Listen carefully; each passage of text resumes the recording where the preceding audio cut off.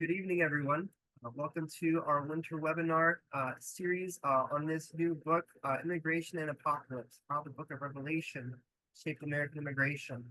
We have the very special privilege of having Dr. Yi-Jen Lin joining us this evening. However, before we begin with the formal introduction, I'd like to take a moment to introduce our co-host for this evening, soon to be Dr. Daniel Rivera, who will be moderating tonight's call. So, Daniel, go ahead and take it away. Thank you, Daniel. Good evening to all. My name is Daniel Rivera. Greetings from Puerto Rico, and I have the honor of the privilege of leading tonight's conversation. I would like to take a moment to introduce a very special guest who is joining us today, Dr. Yi-Jen Lin. To those joining us, you will have the opportunity to listen to Dr. Lin share about her new book, with us followed by a time where you will be able to ask questions and engage in conversation with her. Please feel free to write down any questions you might have in the chat or raise your hand during the Q&A time, where you'll be unmuted and asked to give out your question. So for us, it's very important to say a little bit about our guest today. And Dr. Lin is an associate professor of New Testament at Yale Divinity School, where she specializes in immigration, textual criticism, the revelation of John, critical race theory, and gender and sexuality. And her new book, Immigration and Apocalypse, How the Book of Revelation Shaped American Immigration, focuses on the use of Revelation in political discourse surrounding American immigration, in conceptions of America as the New Jerusalem and unwanted immigrants as the filthy, idolatrous horde outside the city walls. So with this introduction, please join me in welcoming Dr. Lin.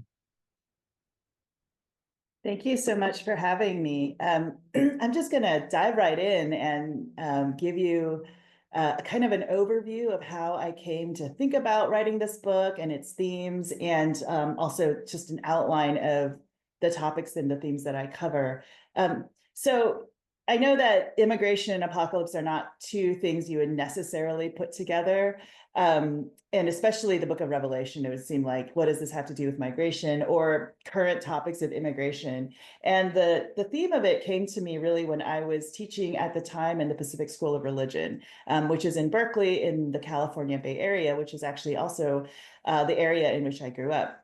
So at the time, I was asked to share some meditations on a few passages, some of which were quite apocalyptic from the New Testament in an AAPI setting. And so we were thinking about themes of immigration, and it was that juxtaposition of thinking about apocalyptic, revelation, unveiling of God's will, expectation of some sort of fulfillment, that I began to think of how immigration itself and that experience can be quite apocalyptic, because it's in its eschatological sense, right, a movement from one world to another, thinking about, idealizing a dream or hoping for refuge, escaping something disastrous, climate catastrophe, which is what we find in the Book of Revelation, right? The movement from one world into another, the movement from disaster, really refugees entering into the New Jerusalem, hoping to find safety, the fulfillment of God's justice, right? All sorts of hopes,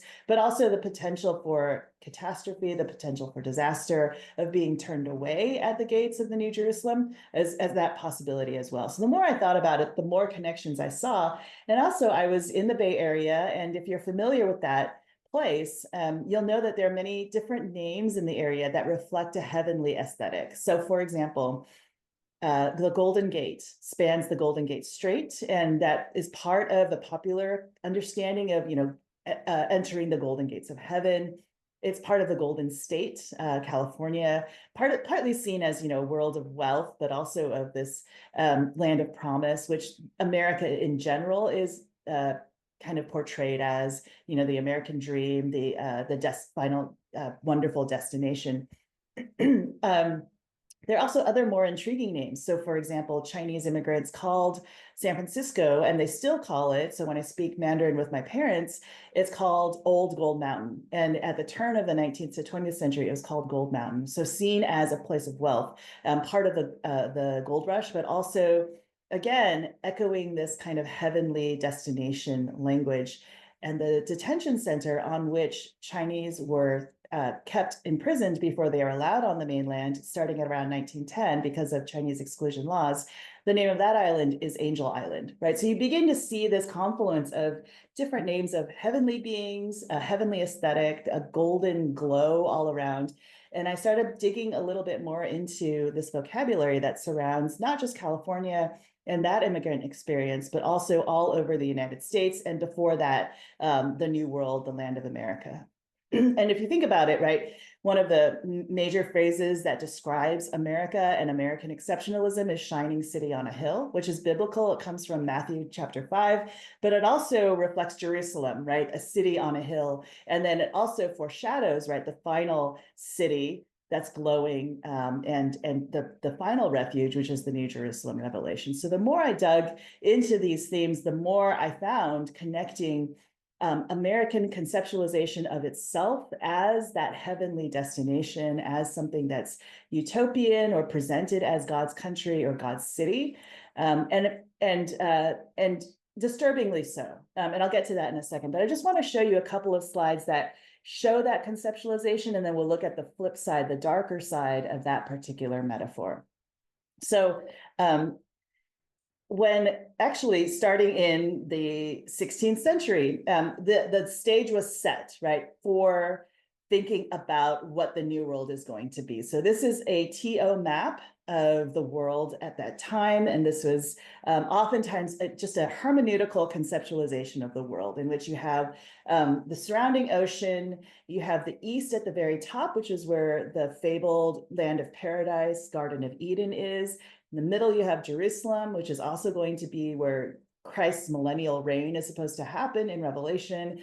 So you have this hermeneutical map of the world, and Columbus is setting sail, hoping to reach the uttermost east to go and find paradise in order to bring back riches, in order to fulfill prophecy, so that he can fund crusades to go and take over Old Jerusalem, which would then bring about New Jerusalem eventually, like the end of the world, fulfilling prophecy that he finds in Revelation. He was driven by this apocalyptic understanding, which is he inherited from Joachim de Fiore. So there's a long history of understanding of fulfillment of prophecy, and that comes at this like fantastic moment in European imagination of what this new land is, as this fulfillment of God showing the way, God providing this new land, which of course we know was already inhabited by indigenous peoples, but to the European mind, it was part of an eschatological timeline, right? Part of salvation history in Columbus's mind and others that came after him as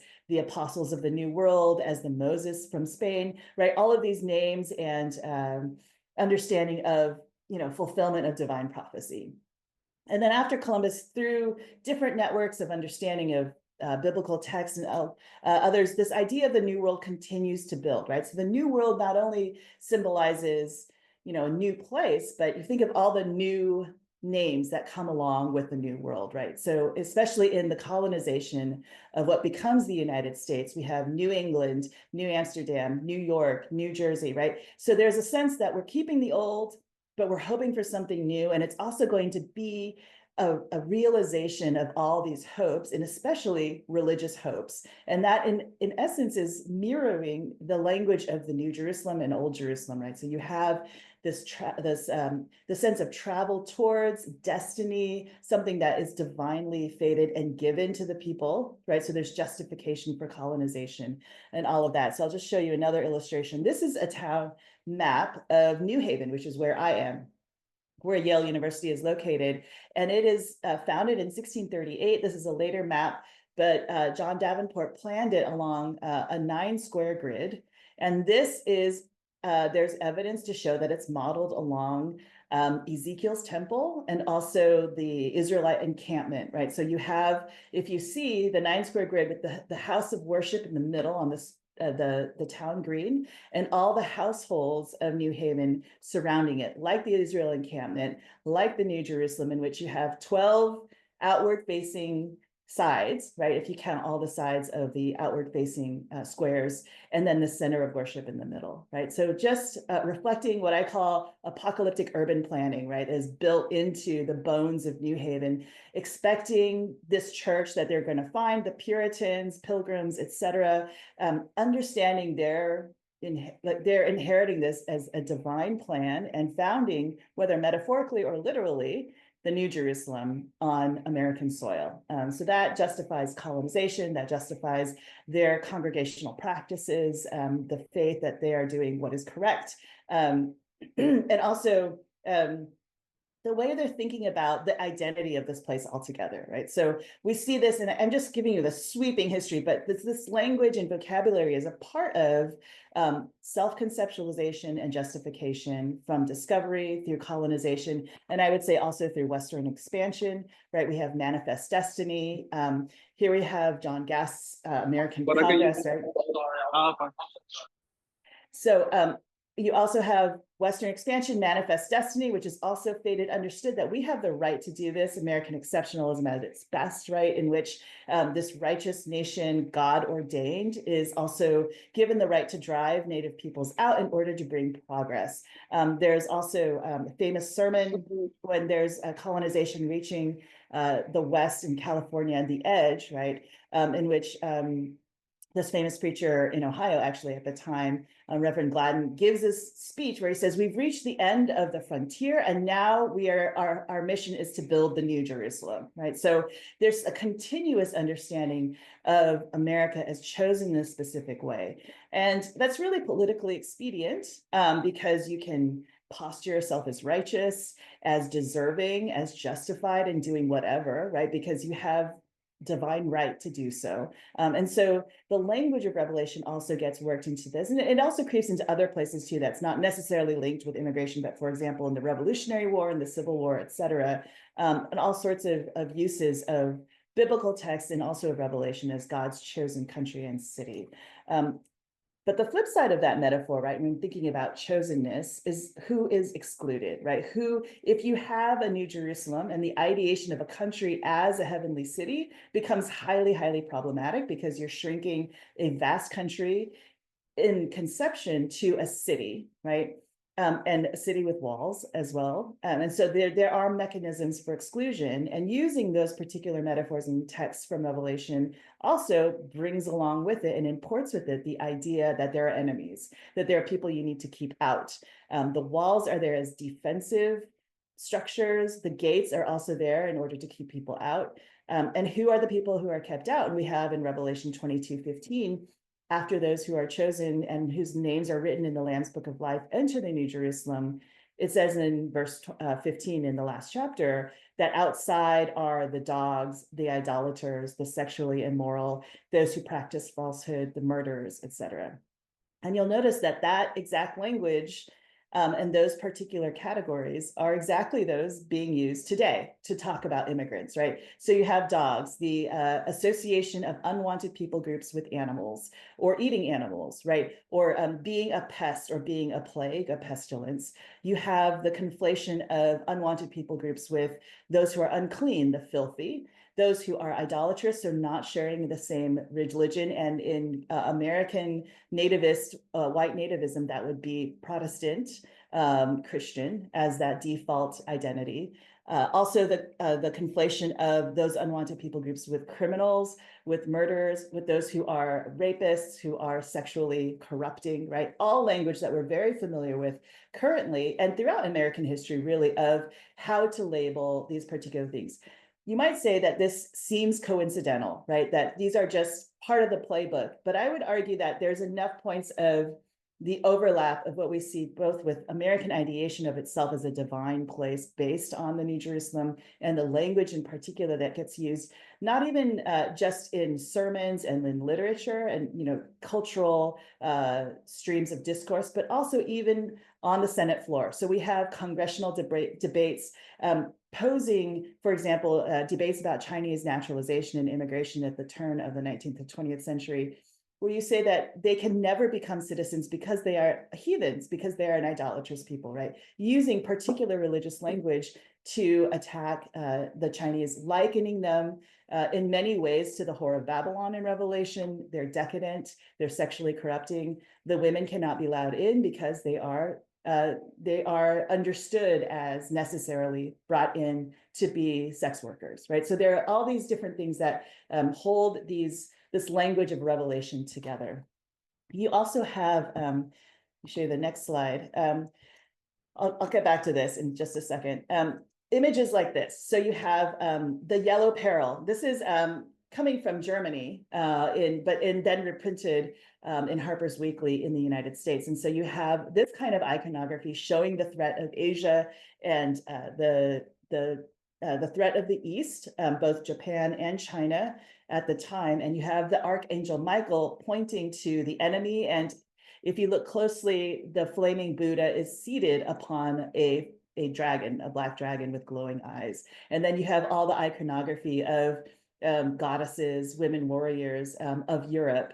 And then, of course, over them is the cross that symbolizes that they are on God's side, right? So you have this, and on the right-hand side is a part of the anti-Chinese immigration discourse article saying a celestial horde. So that celestial at that time was also a slur against Chinese, picking up on something. But it's also really interesting to think of like these dark angels, right? Celestial horde waiting in Canada to descend to the United States when the Chinese exclusion laws might expire. So there's all this strange language being used, plucked out of Revelation, imagery being plucked out at the same time.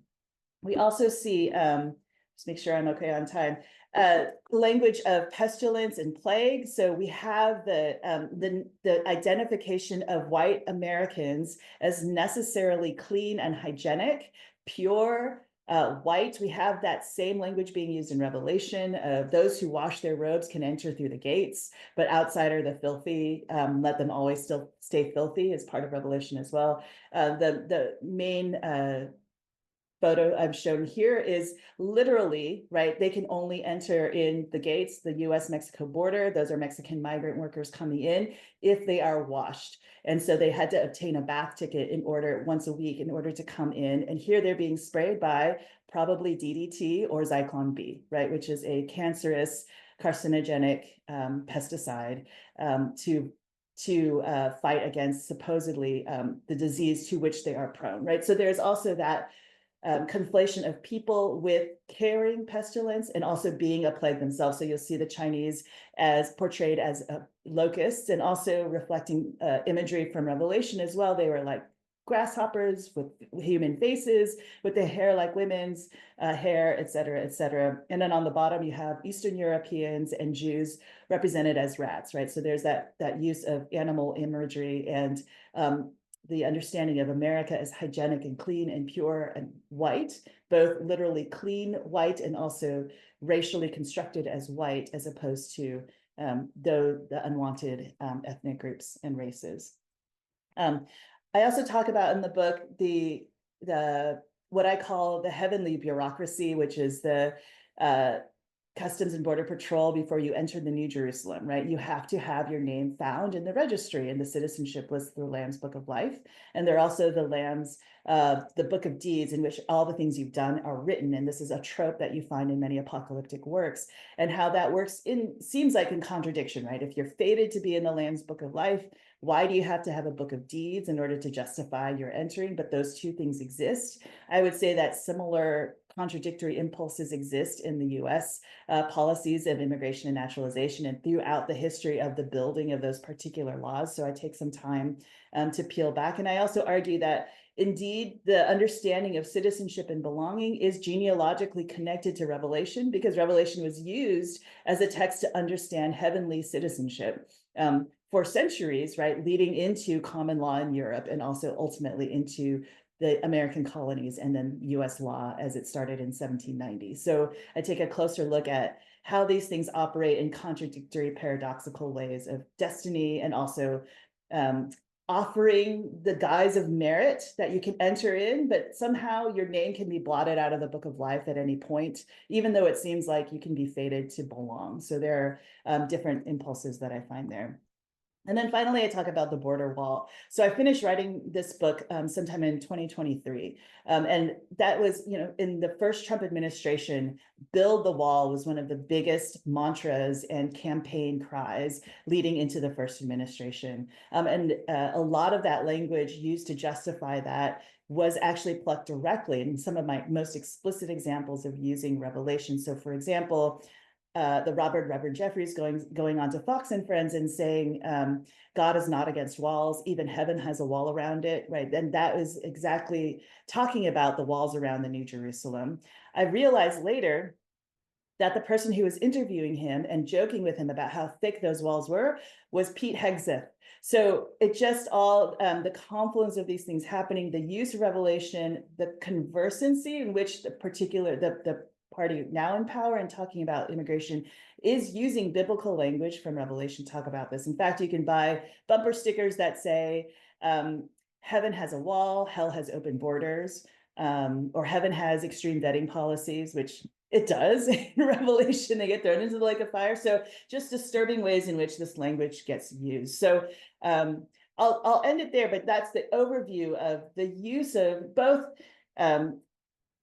the building up of American righteousness and American exceptionalism, and then ultimately America first in the understanding of it as God's city and God's New Jerusalem, using Revelation and other apocalyptic texts.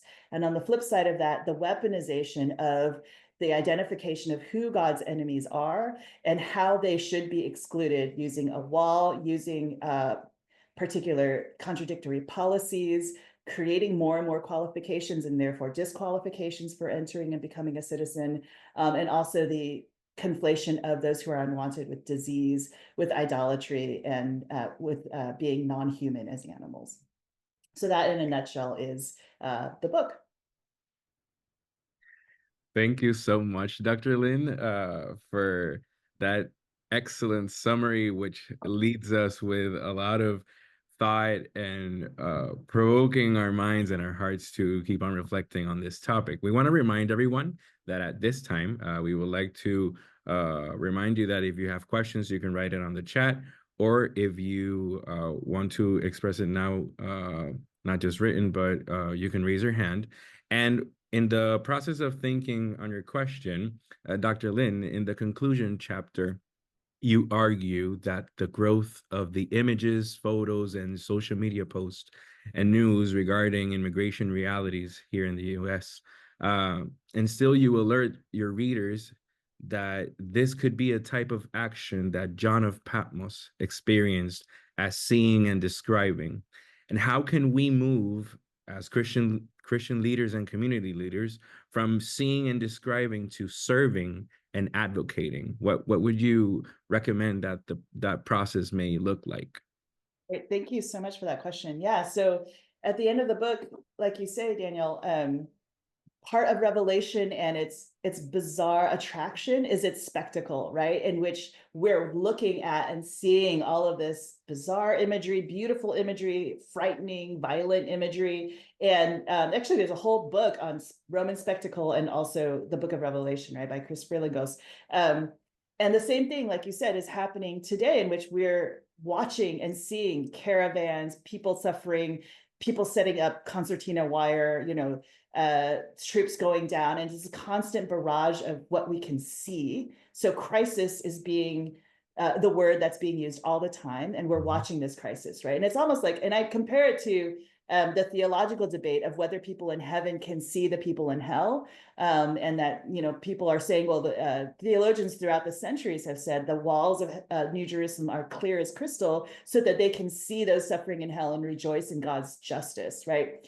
And similarly, right, there's a civic participation in cruelty when they're watching immigrants at the border or immigrants suffering and not being able to enter, to say that that's right, these people do not belong. And so I find it a really disturbing equivalence. So I really love what you say about participation and activism as versus watching, right? That might be really hard, but there's such a separation and abstraction when all we do is watch the news, or even if all we do is donate money, right? It seems, I mean, I'm not saying that that's not a small thing, because it's a big thing, right? To give of our resources.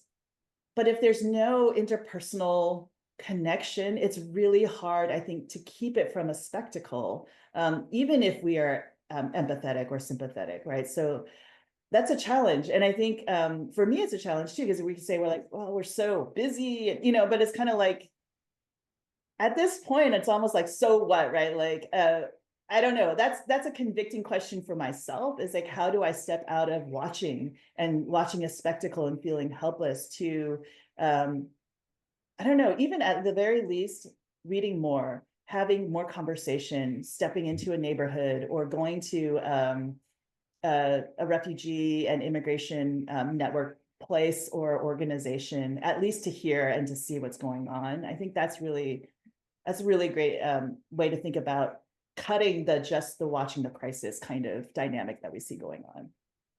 No, and thank you for those practical steps, which I think that helps us feel less lost in all of the things that are going on, and it helps us direct in this reflection process. We have Orlando Morales. Hi everyone. I hope that everyone's doing great. Um, Hearing the topic, it came to mind this particular question, especially because of the context in which I am here in Hawaii, which is very multicultural and multi-religious.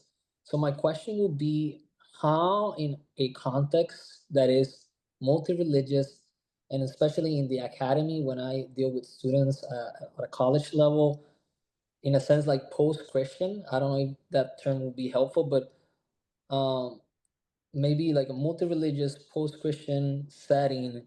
How can we use the Book of Revelation to articulate a language of hope when there's a lot of sense of like despair, and especially among migrants, there's a lot of despair and fear. So how can we use in those type of settings, which are like multicultural, multi-religious, how can we use the Book of Revelation to articulate hope? That's a great question. I mean, I think what we see right now, I would say, in the larger political sphere, and in the party that's in power, is the rise of Christian dominionism, right? And so there's going to be a weaponization of this text in a particular way to justify all sorts of things and have an absolute understanding of what this text means. And I think what would be hopeful in a classroom or in a community in which there are multiple religious faiths is to say, this text, while it's scripturalized, that doesn't mean that its meaning has to be fixed, right? And like, whether you're reading it as a Muslim, whether you're reading it as someone who's Buddhist or whatever, right? Even if you don't have a theological investment in that particular text, you can observe what's happening and say, like, this is what hermeneutics can do. And the more certain that you have the absolute correct interpretation, I would say the more dangerous that is, right? Because then you could take it into this particular way. And to think about how we talk about sacred texts in ways that, you know, how do we open it up for something that's creative, something that's ethical, and how do we bring our ethical selves to the text rather than to say, I'm going to pretend that I know exactly what this text says and what it should mean, and I am fully justified in enacting whatever I want using it, right? So like, to pose that ethical question of interpretation, I think, is one way to deconstruct it and bring some hope into those particular discussions, regardless of what particular faiths are participating. Thank you a lot. If there is another question, we would like to take the time to answer it. In that time, Dr. Lin, in chapter 5, there's an interesting comparison that you do between American immigration and naturalization, and you recount the separation between the Book of Life and the Book of White Life. This distinction emphasized who were worshiping Christians and who were white body and blood type Christians. Uh, how can how can we work through this distinction that is still going on today, and how can we work towards surpassing this in our ministries, since all of the history is piling up there? How can we go and navigate through this reality still going on today? So what I find really interesting about the Book of Life in Revelation is that it seems like a citizenship list. If we wanted to compare it to what we find in the ancient world, if your name is found there, then you belong in the New Jerusalem, right? But it's also theologically understood as about election, right? About predestination, so that you are chosen and your name, it says several times, we're written before the foundation of the world. And so and there's that tension because the book of deeds are also open. So it's like, well, if they're a book of deeds, like, again, it's like works in faith, right? The age old question of like, what in the world can these two, how can they both function, right? And so if your name is already there, right, you can't really merit belonging even more. It's an absolute list, right? You're either there or you're not. The scary thing about the Book of Life in Revelation is that your name can be blotted out, right? If you don't do X, Y, and Z, your name will be blotted out of the Book of Life. What I argue about the US is that there is also a Book of Life, but I call it the Book of White Life, right? It is about destiny and the people who have never had the identity that has never had itself questioned as whether it belongs or not is white male Protestants, right? That is the predestined, because you don't earn being a white male Protestant. You're born that way, right? It's part of, if you want to call it election, right? So it's like, it's as if that list already exists. You can't do anything about what you're born as. But that identity is never questioned, right? So when we talk about Chinese immigration between 1900 to 1965, there is in every decade, right, more white British immigrants coming to the US than all the time that's happening in those years, right? But we don't talk about, oh, all these British are coming in and could they be still, betraying us to their royalist, alliances, et cetera. But if Chinese come in, they're immediately understood as necessarily heathen, as possibly disloyal, always going to be representing China, no matter how long they've been in the country, right? They're always going to be foreign. And so there's a destiny about how you're born and how you are understood to belong, right? So that's the Book of White Life, is how you're fated to be that way. And it's built in from the foundation of America, right? So that was the first naturalization law. The people who could become citizens were white and male. That was the founding of our nation, right? And so there's no mincing words about that. And I think there needs to be a recognition that was, I think there's a lot of a romanticization of like the idealism of our founding fathers, but it was a racist nation to begin with, right? And there needs to be a reckoning for that, an understanding of the law. And the amendments and other things that have been glommed on, that's because they're extra, right? So like if you can like take away the extra, your name can always be blotted out of the Book of Life. And it's the stuff that's there at the beginning that remains, right? Which is what we're seeing today, is you can take away birthright citizenship. You can take away, if your parents were in XYZ, if you came this time, right? Those things are questionable. There's one identity that's unquestionable. And I think there needs to be a reckoning for that and thinking about that. And how can we restructure what we think is American or United States, right? That's like, I don't know when that would ever be possible right now, but like that, I think we see that happening, right? Is the names being blotted out because there's an underlying understanding of what fated to be and belong here means. Thank you so much. We would like to invite our colleagues, if there is other questions, to raise your hand and you can have your time, or if you can either write it in the chat. Nicole, we have here. Nicole, we can hear you. Yes. Hi. Thank you so much for sharing. Really appreciate your presentation. My name is Nicole. I'm actually a dual degree master's student at Duke University, and I'm studying theology and public policy, and particularly come from Texas. And so immigration is definitely something I'm a little too familiar with, but also I've worked in that legislative space as well. And so apologies, my question may be a little bit developing as I talk about this, but I think in the realm of where I'm studying in the intersection right now, I wonder how is it that we can make also this I guess like change some narratives, because evidently, like, rooted in racism, and also presently, we use, narratives of like national security to justify like, oh, we need to protect our country from people who are, like foreigners, and, using all these like negative, and untrue narratives. But I also wonder, how is it that we can also reach out to those who, are also potentially like misinformed, especially in the age of like misinformation and disinformation,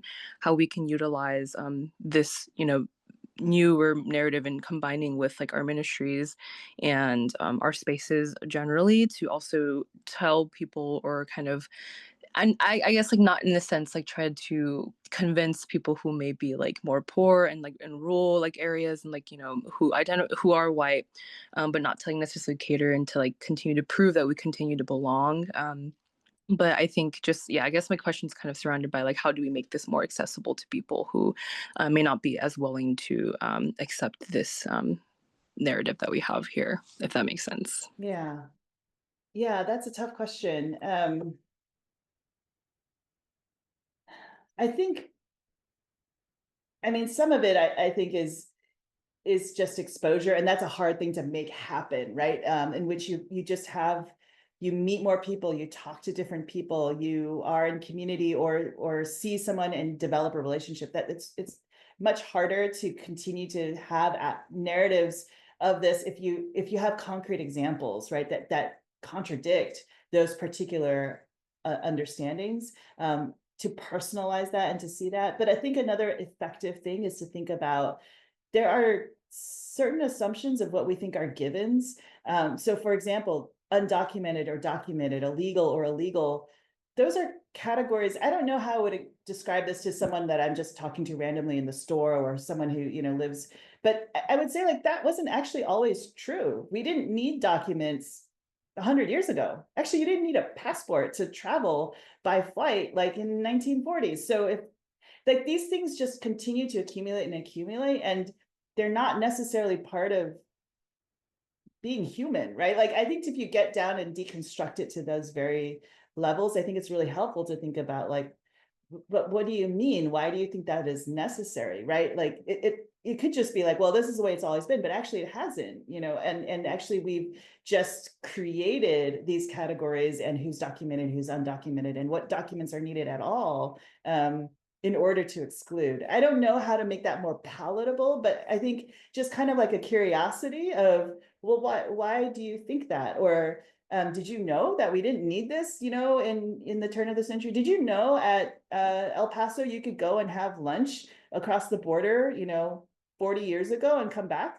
Like it wasn't a big deal. So like, it's just so strange that we now accept it, right, as given that immigration equals crisis, equals invasion, equals enemies, but actually that's not the case, right? So like, those are all the accumulation of understanding and exclusion, that I think like little by little through open, curious conversation and kind of just basic, like thinking about history and thinking about how we arrived here might be helpful. I don't know, that's like my shot in the dark of thinking about this, but I think I can startle people sometimes in saying like, actually, that's not the case, or like, we didn't need this. And it's not always, what does being human mean, right? Like kind of those very, very fundamental questions to think about it, rather than to jump immediately to like the border wall, right? So like to think about big categories, abstract things, and also personalize it in the other way. So zoom out, zoom back in, and thinking about these issues.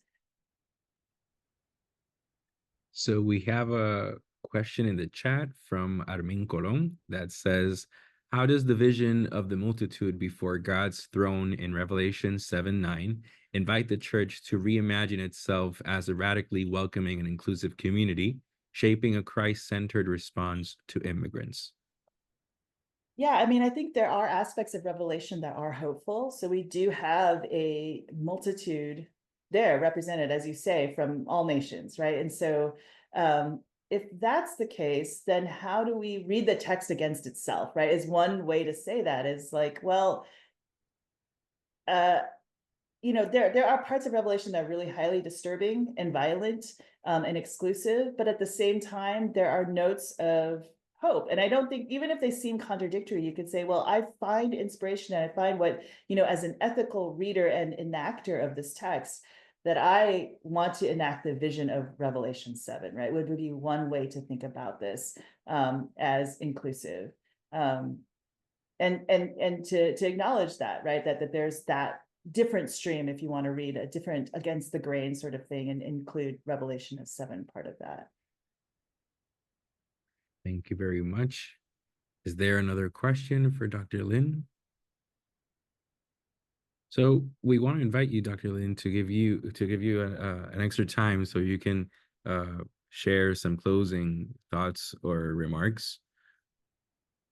One thing to think about is this might seem as cold comfort, and when I think about the chaos that's happening right now, and the deportation and imprisonment, basically camps that are being set up in Guantanamo and other places, and what's happening to immigrants, many of them children, it's very easy to be despairing, and it's very easy to feel helpless because you know, alone or isolated, we feel like, what can I do, right? It's especially those of us who are coming from you know, either situations in which don't have the resources to do anything, it feels like, or for me, you know, it seems like oftentimes academics feel like you're locked in the ivory tower. How do we actually make a difference? I think one thing that reading about these histories has helped me.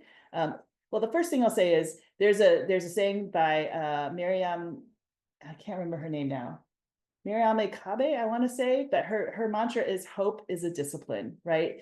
To think about practicing the discipline of hope, and